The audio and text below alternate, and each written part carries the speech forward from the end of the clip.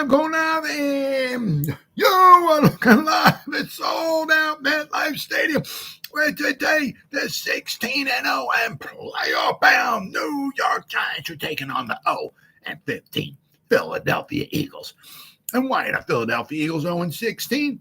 Because they suck. The Philadelphia Eagles have always sucked. The Philadelphia Eagles suck this year. The Philadelphia Eagles lost the Super Bowl because they suck, and the Philadelphia Eagles will always suck in the future. The Philadelphia Eagles suck. And welcome to the Gridiron. Anybody out there at all going to spend a little bit of time with me here this evening, I greatly appreciate it. Thank you so much from the bottom of my heart. Or anybody's going to spend any time watching a replay of this, once again, thank you so much from the bottom of my heart. It means the world to me. I'm going to try to go about 30 minutes here tonight, shoot my mouth off about 30 minutes, as I always try to do every night. Sometimes it goes a little bit longer than 30 minutes, but I always try to go at least 30 minutes. Anybody got anything to say, please feel free, fire away, throw it in the chat box. I check on the chat box like every, 5-10 minutes or so. So if I see something in there, as soon as I see something in there, I try to respond to it as fast as I can. So you got anything to say, just please feel free, fire away. It's good to talk to somebody, right? Before I get started, if anybody wants to help support my channel, it would mean the absolute world to me. In the description box below, there's the top link in the description box, takes you to my membership page. And I got 3 different membership levels. The first one's called the Saquon, the second one's called the Lawrence Taylor, and the third one is called the Gridiron. Each one's got their own little perks to them. There's loyalty badges. There's 8 different loyalty badges, which are pretty cool. Each loyalty badge is a different Giants helmet. Okay. The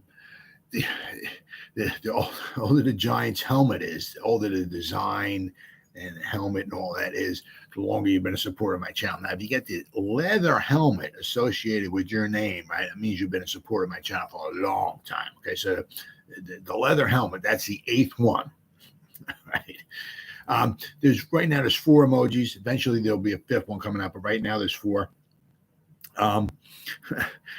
I had them made on Fiverr.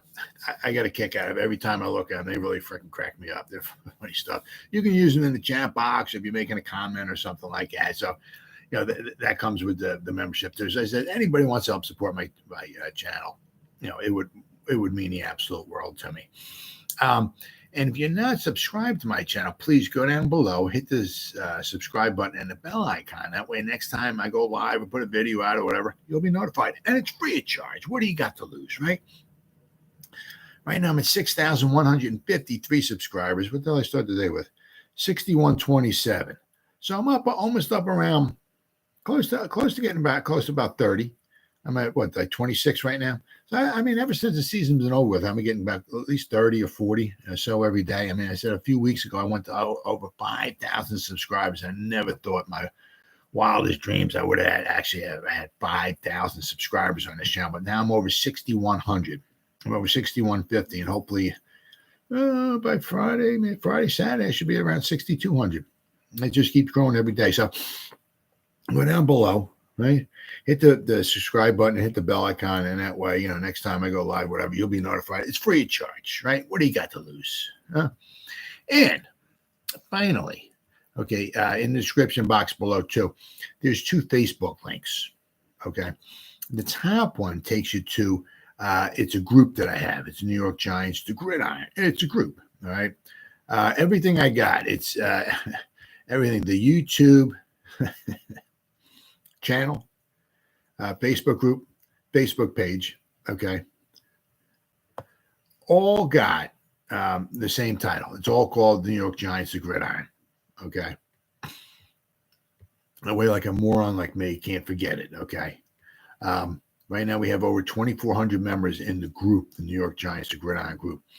I try to put at least 10 different items in here every day, okay, every day. And the thing is that not only so much do I put stuff in here too, okay, but the members put stuff in here as well too. So between me and the members, there's a ton of stuff going in the group every day, okay. Then the second link Okay, the second Facebook link takes you to my Facebook page, which is once again called New York Giants, the Gridiron. Okay, now as of right now, okay, in the page we have 648 people who like it and over 3,100 people following it. Every couple of days, it's been going up 100 followers. So I mean, I was at 3,100 yesterday. So by sometime this weekend, I'll probably be up to about 3,200 followers. I mean, it's really, really doing good. Every week, I'm going up a couple hundred followers. It's really, really taking off, really good. And it's the same thing here. I mean, I try to put at least 10 different items in here every day. Okay. And I don't commingle the two. So basically, whatever I put on the page, I don't put in the group. Whatever I put in the group, I don't put in the page. You know what I mean? So there's like at least 10, you know, whether it's a picture, a post, a video, something showing some stats or copying something that somebody tweeted out or whatever it is, you know, there's a ton of stuff going in there. So if you go to the page, you like it and you follow and you go to the group and you become a member, between the two, there's a ton of New York Giants stuff, information every day that you get. As I said, if you're not satisfied, you get your money back guaranteed. So what do you got to lose, guys, right? So all that stuff said, I just seen this recently. Within the past couple hours. Well, it was time. Davis Webb flew the coop. You get to hear that he wanted to go into coaching and all and everything. You know, it's a shame. I mean, he's just a baby. I mean, it's weird because he's going to Denver, and he's I think he's 28. Is that what it says? He's 28 years old. Yeah. And he'll now be coaching Russell Wilson, who's 34, right? Russell Wilson, you know, I mean, you definitely have to think that Russell Wilson is a, you know, Hall of Fame quarterback. But man, if he plays another 3 or 4 or 5 years, the way he played last year, I mean, I don't know. I don't know. But he's went to 2 Super Bowls. They should have won both Super Bowls at Pete Carroll. I don't know whoever made that stupid ass call. Let's throw the ball instead of giving it to Marshawn Lynch. I mean, I don't know who the hell made that ridiculous call. Whoever made that call should have been fired, really. But now he's 28 years old and he's going to be trying to coach up Russell Wilson, who's 34. Yeah, I mean, he was just a 3rd round pick in 2017. I mean, I thought he would kind of maybe stay around. You know, I don't know what the Giants had in store for him or anything like that. Because if Tyrod Taylor was going to leave, maybe Davis Webb could be the backup to Daniel Jones, right? I mean, he's comfortable with the system, with the Dable system and all that, right? He knows what he's doing. He can back up Daniel Jones, right? I thought maybe he'd wind up doing that, but apparently he wants to be a coach. So I'll have to wind up wait and see. But I saw this all is that, let's see, where are we at here? Last year, apparently he'd been asked if he wanted to go with the coach with the Bills last year and be with Josh Allen. But he turned it down. He wanted to stay around for another year. So it's very, very, we put it back in January, apparently last January, that Webb was offered the Buffalo Bills quarterbacks coach job last year to work with Josh Allen. But he decided to continue his playing career with the Giants and Dable for 1 more year. So, however, Schefter noted that Webb would consider making the jump into coaching this offseason. So I don't know why he wanted to do 1 more season, play one. I don't have no idea. Maybe he thought maybe if the Giants were going to be that absolutely unbelievably horrible or something like that, maybe he could start one of the games if they were so far out of it. I don't have no idea. But he did get to start 1 game, play 1 game. So, and but now he's leaving. Now he's going to he's going to Sean Payton, okay, and his offensive coaching staff. So Sean Payton is a very good offensive mind. Okay, so hopefully between the two of them, maybe they can, turn Russell Wilson around. But I'll tell you what, that was some sad, very sad football last year with the Broncos. I mean, I thought I was really expecting big time things. I mean, I thought when they got Russell Wilson himself, I thought big things were coming. But wow, that was a huge disappointment. So Sean Payton, he's got his work cut out for him this year. Let me tell you what. But now Davis Webb is gone. All right, so now the Giants, I mean, they got Tyrod Taylor for one more year. This year coming up, that's it. All right. So the Giants, what are they going to do? How are they going to approach this? Are they going to try to, pick up, a veteran on the kind of cheap? But sometimes if you pick up a veteran quarterback who's very cheap, sometimes you get what you pay for. So, but I mean, we're talking, all right, extensively. I went over this last to Hendon Hooker, the University of Tennessee, the Volunteers, the quarterback there. But I mean, there's a lot of guys that are coming out. Okay.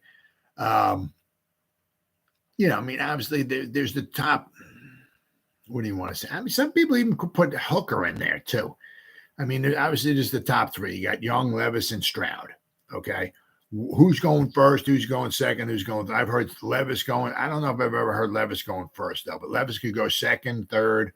Stroud. I mean, it's some people like Young, some people like Stroud. I mean, so it's kind of a crapshoot. I mean, then you hear Richardson. Maybe somebody might take a flyer on him early on because he's got unbelievable talent. He needs to be coached up. He's a little bit of a project, but he's got a lot of talent. His ceiling is, way up there. So somebody might take a flyer on him, or he could maybe slip to later in the first round. He could maybe go to the second round. I said, Hooker, heard some people say, somebody might take him in the second round, possibly the third round. I heard, I was reading an article, that somebody has a fourth round grade on him. I don't know if he'll last that long. But there's Tanner McKee from Stanford. I'm just looking this stuff off of Pro Football Focus. Aiden O'Connell from Purdue, Jack Hayner from Fresno State. I mean, then there's a bunch of other guys. Max Dugan from TCU. There's a lot of guys. What do you got? One Pro Football Focus. Got 1, 2, 3, 4, 5, 6, 7, 8, 9, 10, 11, 12, 13. They got like 14 quarterbacks, but I mean, of course, some of them are PFF. PFF has a couple of these guys ranked in the 300s. So I mean, they won't. They're outside of the drafting. The draft doesn't go up that high. But I mean, there's a lot of guys. And somebody. I mean, I said the Giants were extensively talking to Hooker from Tennessee. Now, I said he's somebody, who certainly would be worth maybe taking a gamble on.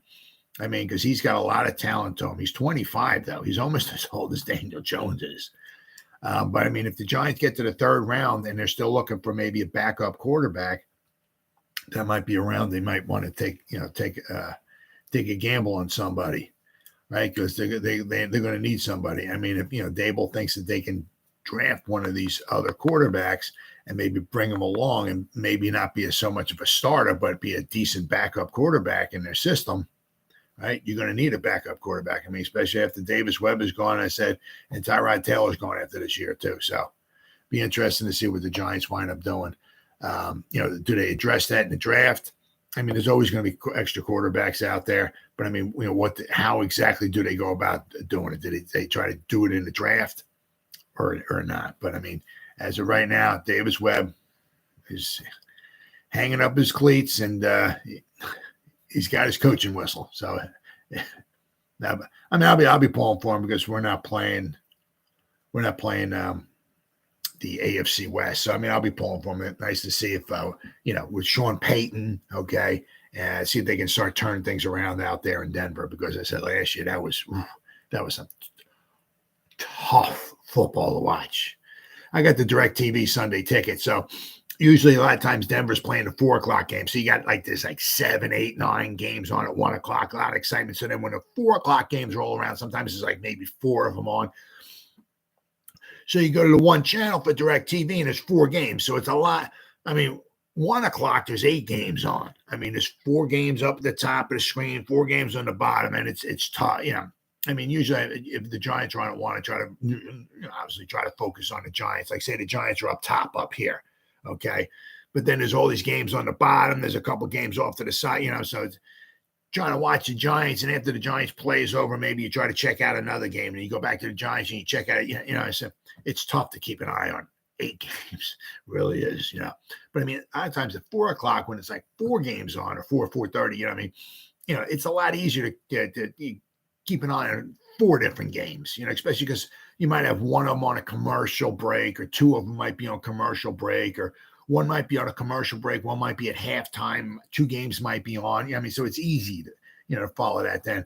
But I mean, so a lot of times I was watching a lot of Denver and I'll tell you, oh my God, that was some tough watching football. I mean, what Russell Wilson was able to do, like in Denver, you thought some of that might transfer over to, I mean, what he was able to do with Seattle, I'm sorry, some of that might translate over to what he could do in Denver. That wasn't happening. That was some tough football. Man, I mean, like scoring single digits and just to try to score a touchdown was just, it's like pulling teeth. Man, that was so brutal.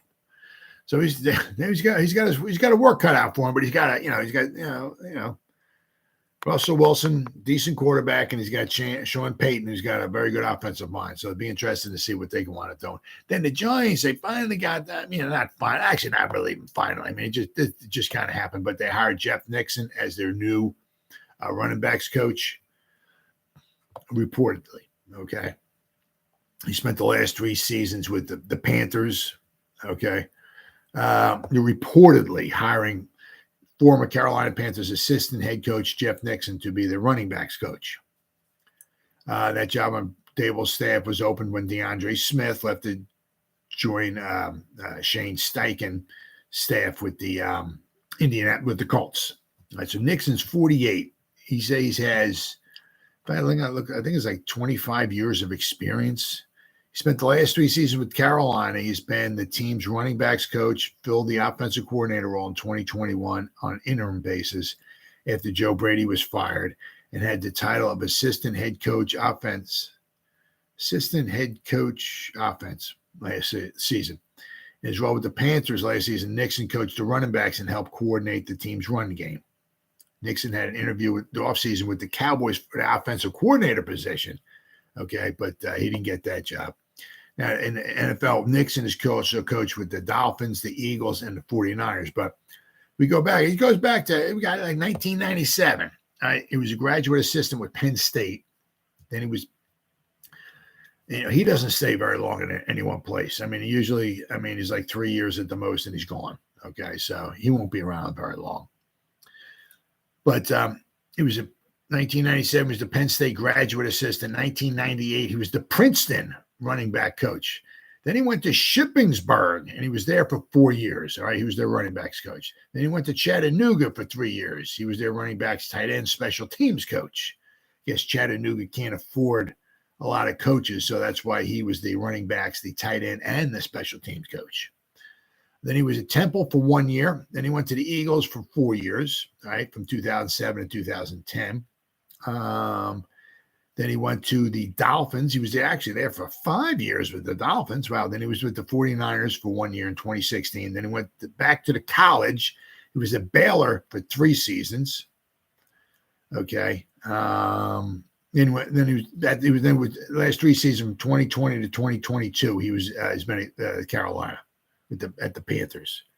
Okay. So,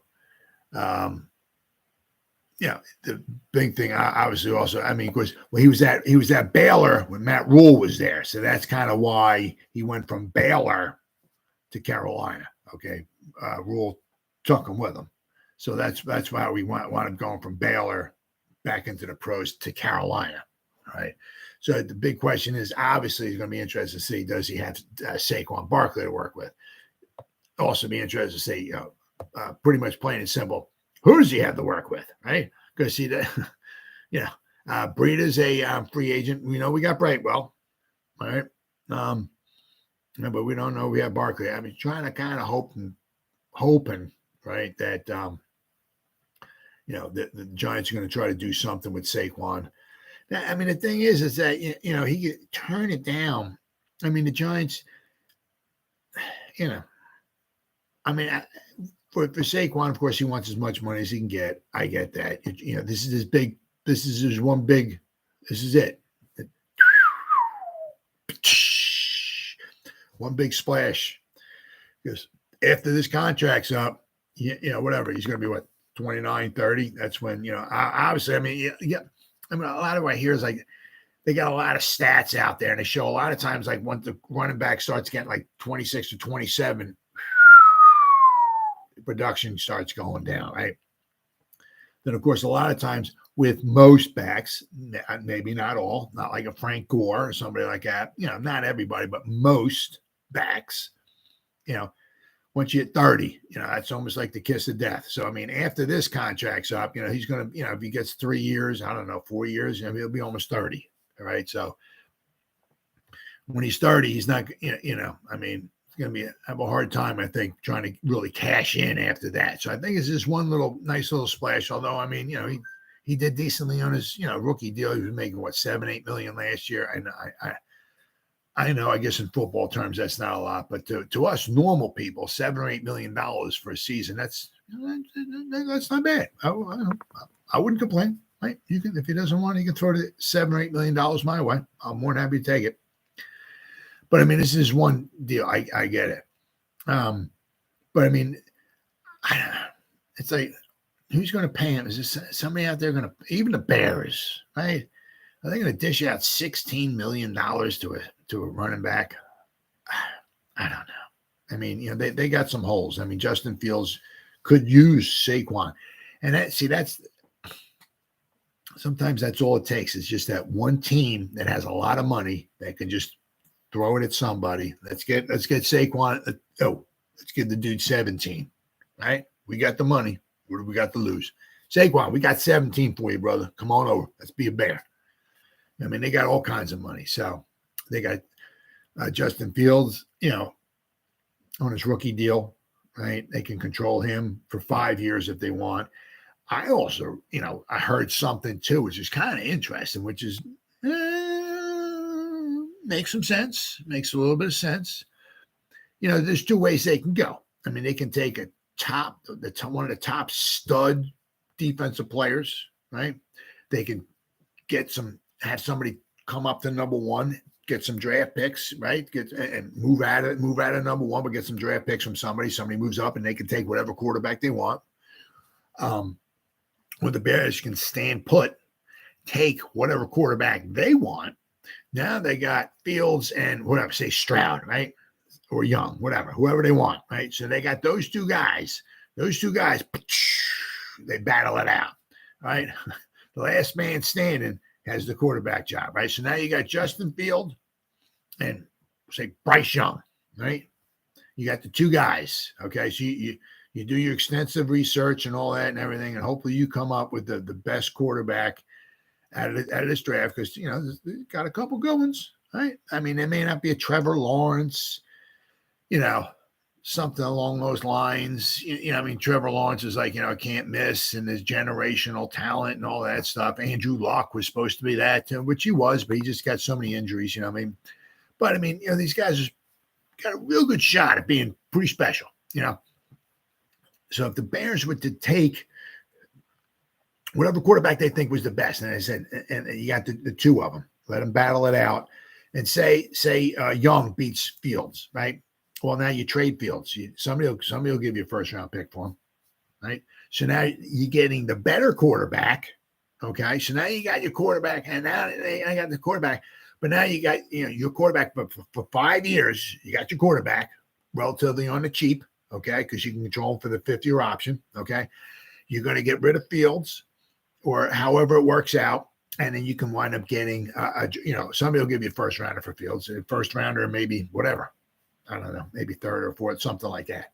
Yeah, so there's kind of interesting things where they can wind up doing that. But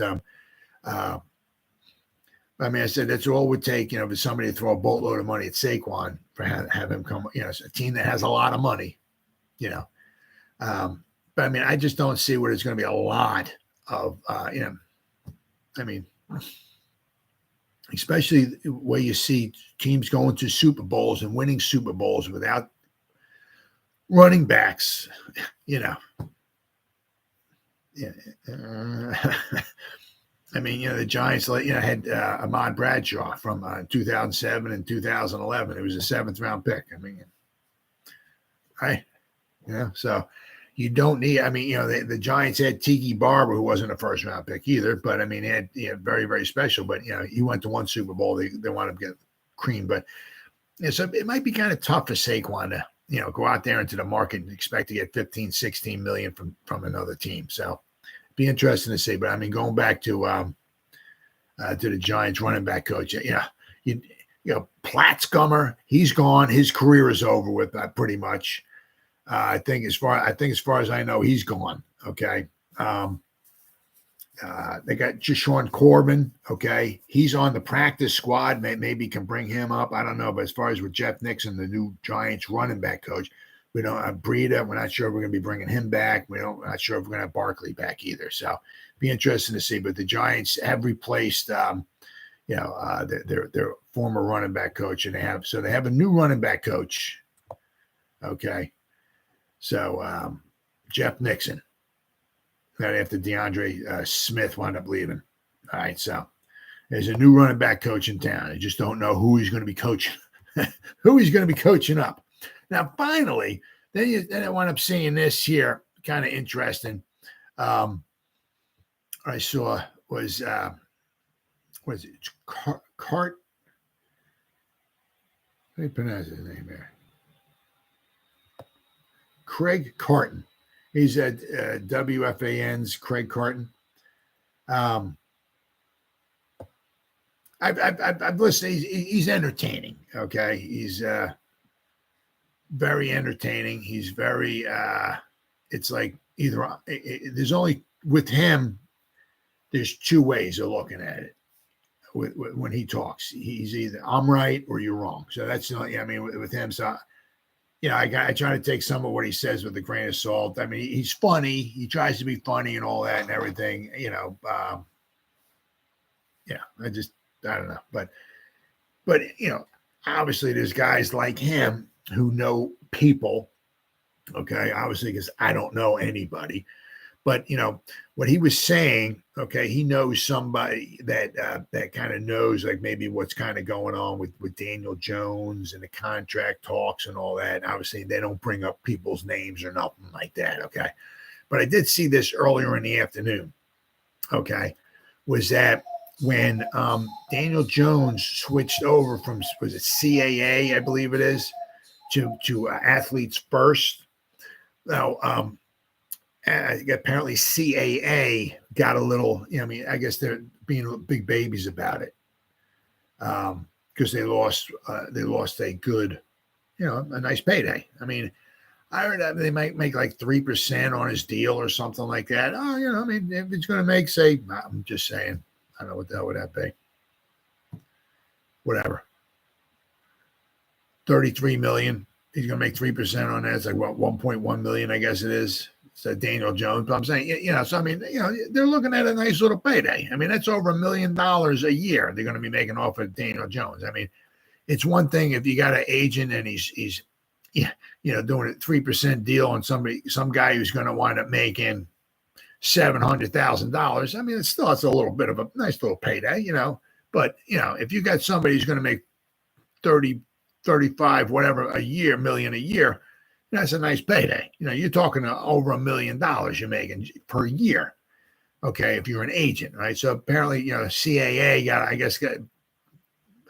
wound up being a little bit babyish about it, and apparently they started spreading some type of rumors or news out there or whatever. And I read this here.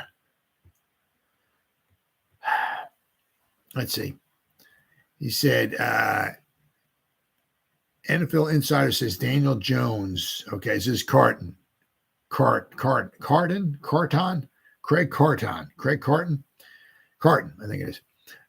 Said NFL Insider said Daniel Jones never asked for $45 million. It was a lie. It was leaked by Jones's former agency, CAA, to make Jones look bad. Because he left them. We're not exactly sure why. We don't know if we'll ever find out the true reason why. Somebody might ask Daniel Jones, and he might say, well, I just thought, I don't know, it might be the right thing to do. Something you're never going to know 100%. But he left them, okay, and I guess they became little babies about it, okay, like they're in kindergarten, romper room, okay. So they wanted to make Jones look bad, okay. So and all it does in the end is make them look bad. They look like the freaking idiots, that they are. But they're trying to make Daniel Jones look bad. But so they leaked out a story that he was asking for $45 million a year. Okay. And Carton said, I mentioned days ago this story was BS, and the New York media knew it. They still ran with it for red meat. He said, pathetic. They just, they put articles out there, the people, oh my God, what? Gee, he's asking 40. Are you kidding me? Let me read this. What's going on? So that's, like clickbait and all that stuff and everything. So, apparently it was just, well, according to him, somebody that, has some insight and everything like that says the Daniel Jones, the asking for $45 million was total BS. Okay. And it was just leaked out by his former,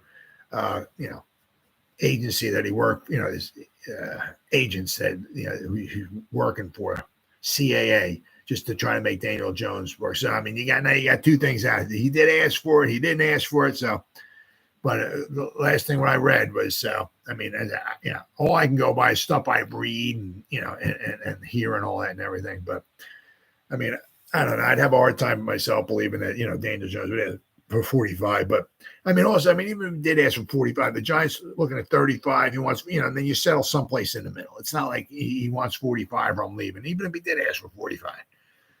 It's always the way it is. Right? Same thing with Saquon. Giants offered him, apparently, I guess, during the season, whatever, $12.5 million. What's it, 3 years, $37.5 million or something like that. 3 years, 37. So it was a little over $12.5 million a year they offered him, and he said no. So he wants whatever, 16. They're going to give him 12. So hopefully they'll meet somewhere in the middle, maybe 13 or 14.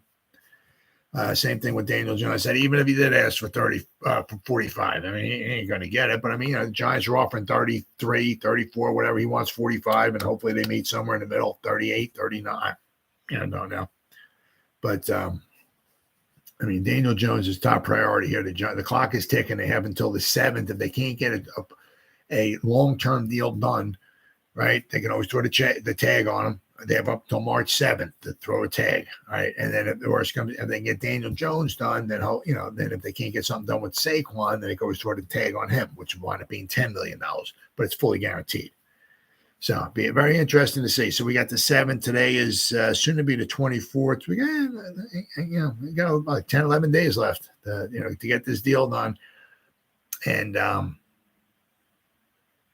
if not, throw the tag on them. But then even if it has a tag on it, then they still have until, I believe it is July 7th or the 15th. Maybe it's the 15th. But they have until July to work out a long-term deal. And then they can, I guess, rip up the tag, and then he can play the season on the long-term deal, okay, which will be rather helpful for the Giants, especially because if they have to put the tag on them, they have $43 million or so in cap space right now. It's 32.4. They got to put the tag on them. That 32 comes right out of that cap. So now they're down to maybe $11 million in cap space that they have. That's not a lot of money. Right. Then if they have to sign Saquon Barkley, it's, and then, they're going to be able to try to bring Julian Love back. And, if they do like Kenny Golladay go, it's probably going to be after June 1st, because that way they'll save over $13 million. If they cut him before June 1st, they're only going to save $6.5 million or so. But so he'll probably be a post June 1st cut, which will save him over $13 million. The only other thing they could do at this particular point in time, we try to restructure Leonard Williams' contract, maybe add another couple of years on to him because his cap hit this year is $32 million. Right? Maybe get this year, and then maybe, I'm just saying this year and maybe a couple more years on and try to get like a 3-year deal for whatever, $60 million. So that way each year, it's a $20 million per year cap. So instead of 32 this year, so that's one thing they could do with Leonard Williams. Just try to restructure his contract and try to, maybe add a couple of years on and get that cap hit to come down. So they can certainly save some money there with him without question. And I said, and Kenny Golladay, but any money, any savings that they're going to get with Kenny Golladay ain't going to come until probably after June 1st. So, I mean, if the Giants want to sign some of those, some of their free agents, they're going to need some money, right? And, if they have to throw the franchise tag on Daniel Jones, that's almost $32.5 million right out of the salary cap. So, going to be some interesting things next 10, 11 days. Very, very interesting things. But I just thought that was kind of funny. Daniel Jones, did not apparently asked for $45 million. Apparently, that was his old agency just trying to make Daniel Jones look bad. But once again, as I said, in the long run, CAA, that agency, they're the ones that look like the fools. But anyway, it's been 36 minutes, guys. Shoot my mouth off for 36 minutes. Anybody spent any time at all watching this? Thank you. Or if anybody spends any time watching a replay this, once again, thank you so much from the bottom of my heart. I greatly appreciate it. You guys absolutely rock. And so you guys stay safe out there and go Giants. Woo! Oh, yeah.